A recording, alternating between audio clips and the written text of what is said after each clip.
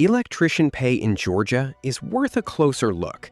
The average salary of an electrician in Georgia is $8,000 a year. That leaves $6,300 after tax, so your take-home pay is roughly $525 a month. That average electrician pay goes up in larger cities, so if you work in Tbilisi, you can bring home about $7,400 after tax. While that looks like much more, the higher cost of living in the capital takes a big part of it back. When you start out, entry-level electrician wages sit well below that national average, but your electrician income grows quickly as you gain skills.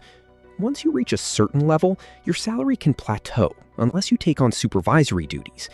University degrees are not usually required to work, but having trade credentials helps you move up to advanced roles like electrical inspector or project supervisor.